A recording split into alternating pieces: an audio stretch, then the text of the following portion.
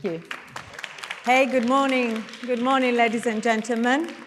Thank you for your patience, and thank you for turning up. We all had a good night last night, so if you've been to the show, wow, that was spectacular.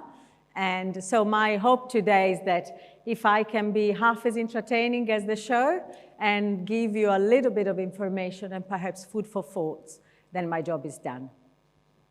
So, the imperative of inclusion.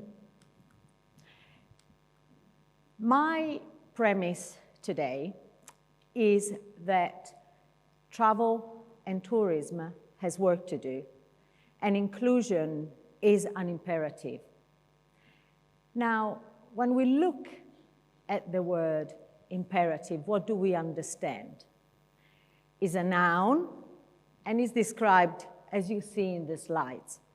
So it's an essential or urgent thing, and is a factor of influence that makes something necessary.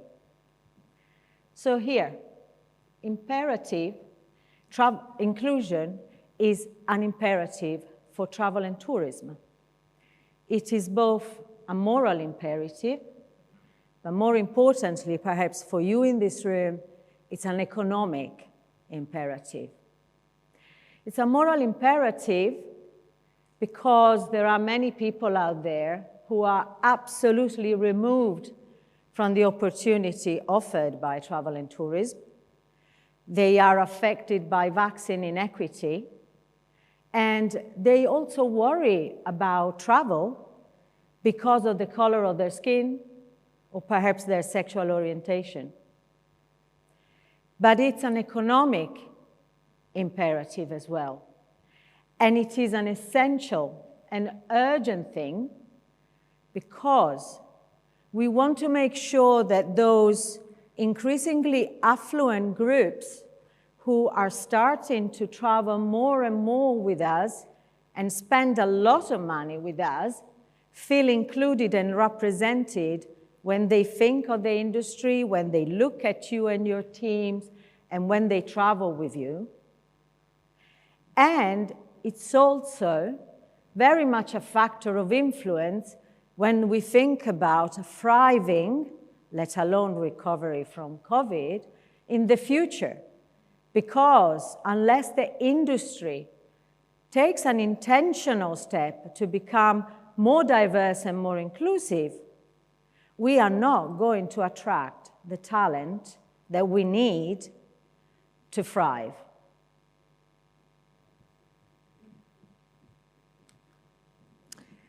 Now, I want to tell you a story. About 20 years ago, I was working for one of the big four consultancy. I had been headhunted from the World Travel and Tourism Council to go and set up the Travel and Tourism division in London and then later in Europe. And I was working with some really clever, smart people, I should say men, because the industry was totally dominated by men. And I would coach internally about the industry, the senior partners, all the senior individual involved. And I would also go in London, in the city, talking to the bankers, the private equity houses, who would do the deals. So I would be involved in some really cool deals, air tours and LA Fitness. And I'm giving my age away here because most of you probably don't even know who these companies are, but yes, they were big companies 20 plus years ago. Anyway, what used to happen is that I would find myself regularly surrounded by a sea of black suits and pinstripe. And of course, these were men capable and most likely with very good intention, but men who were so different from me. And what would they know about a 30-something Italian lady, who was living in London and working with them? Did I feel understood? No. Did I feel included? No. When I looked around, there was nobody else. So I thought, I am going to be different, and you are going to see me, and you are going to include me. You're not just going to ask me to make tea for you. You're going to listen to what I have to say. And so I would wear my red jacket. And guess what? Nobody could escape me. So the women in the room would find me straight away, if there was any. And the men in the room and everyone else would think, that's interesting, a woman with a red jacket. Maybe she's got something different to say. So my red jacket became a symbol of inclusion for me and for some of the women who I met at that time. Now, the red jacket is still at the back of my cupboard. I will never throw it away, and red is still a very favorite color of mine, but nowadays, I include myself. And this is a factor of age. There must be some advantages in growing older, and it is a factor of experience. But when I go around mentoring and supporting loads and loads of women everywhere, not just in the UK, but everywhere in the world, when we run a program, I know that there are many women who need to wear red jacket. And as a white woman, I am still talking from a privileged standpoint, let alone women who come from minority ethnics, who are perhaps queer, who perhaps have disability. They really still need their red jacket, but I do share lots of tips and advice that as a mentor hopefully enable them to speed up their process, to find the confidence to be included. Now, inclusion and diversity are very much used words nowadays. However, inclusion is an intentional act, is an intentional imperative, if you like. And what do I mean by that? I mean that it has to be the outcome of planned strategic actions. And differently from diversity, sometimes inclusion feels a little bit like an appendix. So I don't know where you look at things from, but in the UK, what tends to happen is that we talk about diversity and inclusion. Diversity, equity, and inclusion. Diversity, equity, and inclusion practitioners, plans, outcomes. So whereas diversity is right at the forefront, inclusion sits a little bit at the back. Does it matter? Well, it does, because diversity happens when you have a variety of people in the room. And probably, even if you look around now, you will see that kind of variety. But the point is, if those people are there, but are not included, they are not asked for their opinion is not sought after and included and encouraged and solicited. If those people have to hide who they are, can't be themselves, then they are not included. And you can see in the slides that the difference really matters, because what's the point of having diversity if that remains, simply a facade?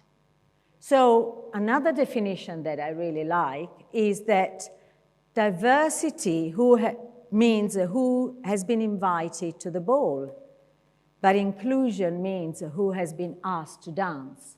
And if I remember correctly from last night, we all like to dance. Now, let me tell you a little bit about the statistics around diversity and inclusion. Now, the point here is that, of course, there is very little information about the sector. So first and foremost, I'm going to give you a little bit of a global overview. But on the other hand, are we all that different? So we like to think that this sector is very exclusive, very different. We all like to think that our industry matters more. But in reality, when it comes to diversity and inclusion, we have a lot to learn from other sectors. And we are very much on a journey. We started that journey, and that's the most important thing. But we are not done with it, and we can learn. And as a famous Englishman called Churchill said, when the mission is important, we can't afford to make everyone else's mistake. So let's learn from other industry and from other pieces of researches out there. So according to the World Economic Forum, globally it's going to take 135 years to be to have parity. And things have got worse a little bit since the pandemic, of course. In Britain, we say that the pandemic has possibly put women 50 years backwards when it comes to, their rights because of, because of the impact of being at home and having to look after kids and household chores and all the rest of it. When we look at corporate America, statistics and information from the likes of McKinsey, the global advisory, and also Lean In, the organization that was founded by Facebook chief operating officer, say that we are still in a situation where for every 100 men promoted to manager, only, I think you can see there, 86 women are promoted. But if you are Latina, that number is 68. And if you are of Black background, Caribbean, African, is 58. So very, very different situation. And when it comes to progressing on the corporate ladder, at every step of the way, women are somehow sort of left behind. And again, we are talking about women in general, and certain categories within it, even more so. And the pandemic has caused what has been defined as a she session, because differently from the crisis that ensued in 2008 after the financial crisis, it has affected women the most for a variety of reasons. First of all, and this is very true in travel and tourism, most of the women jobs are less secure, less paid, therefore they are the first one to go. And secondly, women have been overwhelmed with childcare, homeschooling, childminding. And this has caused, and there are statistics specifically to do with corporate America, this has caused women for the first time in 10 years to think, enough, I'm going to have to take a break. So actually women are leaving the corporate world, even especially those at very senior level, because of the demand. Nevertheless, women have also been the one who seem to have provided most of the emotional support during the pandemic to their colleagues. So research shows that women managers have been the one to perform, allyship, to be, inquiring about the well-being and how the family is getting on, to recognize that someone might be stressed and offer emotional support, and all the time piling up on themselves, everyone's issues as well as their own. So actually COVID has raised immense stress level, but has proven once again that women are ultimately the one who support their staff the most. As I said, we can't really talk about just women because within it, within the category, there are certainly niches who tend to be at the receiving end of less inclusion. So as I was saying, whether it's queer, whether LGBTQ+, whether it's women who might have disabilities. So you can see from the slides that, again, this is America. They have felt, they have suffered the most when it comes to microaggression and sort of feeling of exclusion, of being excluded. If we move to the UK, again, corporate UK, things are, it seems, a little bit better. So we have been able to achieve what was recommended by the Hampton-Alexander review on sort of board, so 33% of board being female. In fact, as an aggregate, in the FTSE 100 and FTSE 250, we've had more than that. But of course, there are individual companies that are doing nowhere near that well. But if this is the good news, and it is a good news for sure, there are a couple more things to consider. One, that nevertheless, those women are hardly ever the chair of the non-executive board. So there's only 1 or 2 women. And secondly, that in terms of chief executive and FDs, financial directors, the situation is very different. So the women tend to be at the non-executive level, but in the FTSE, you only have, look at that, 31 women in 27 companies that have either CEO, I think there are 2 CEO at the moment in the FTSE who are female, and FD. And that situation is serious because those are the positions, with the biggest impact ultimately on the workforce, on what follows sort of on the operations, on the day-to-day, and therefore also on the stakeholders, not just the shareholders around them. What is the problem? I think we know it, don't we? And as much as we know the business case. And yes, we mentioned the pandemic and everything that's attached to it. And here, sort of a very senior lady in the UK PLC world mentioned childcare and the assumption that women will still have sort of the biggest share.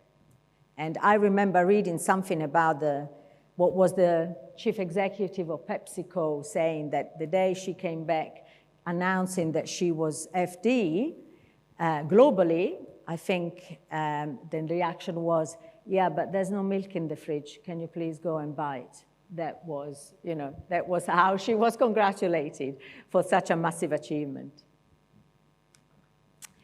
Now, let's look at travel and tourism.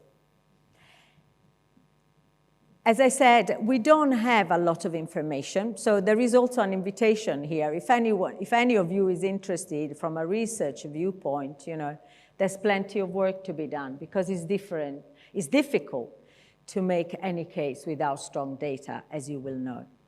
But we can bring some information, if you like, to surface.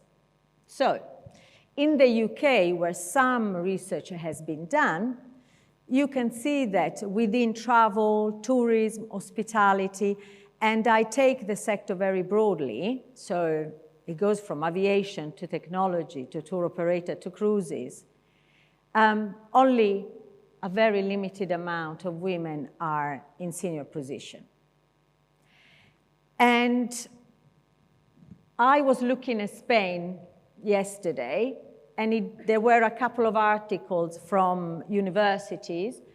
It didn't seem to be much better, in all honesty. And they were referring particularly to hospitality, but it seems to be along the same line. I think the trends are similar. Interesting, in the UK, the best sort of numbers come out in technology, which might be surprising or counterintuitive because you think actually technology is very male-dominated.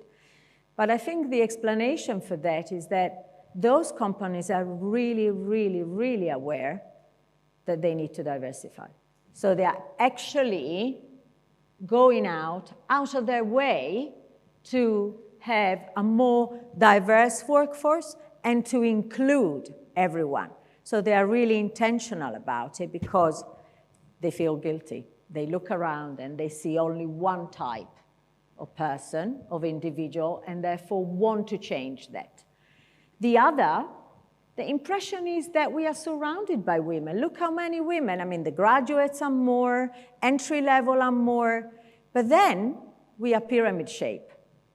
Then the women begin to disappear when you are going to sort of to middle level.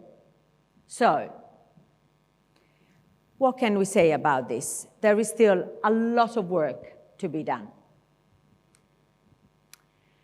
However, research also shows, and it's very recent research from this year, that we have an opportunity. Because actually, companies have started to realize the importance of diversity and the importance of including everyone. And so the pandemic, raising issues such as sustainability, putting it at the front, looking at social, not just environmental impact, are inevitably putting, inclusion and diversity also at the front. And of course, Black Lives Matter and all the other movements that have been sort of screaming at us from our gadgets and television and so on, have made an impact on this industry as well.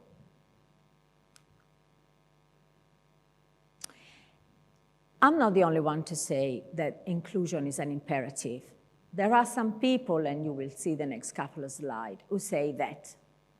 And the interesting thing is that they talk about it in very much economic terms.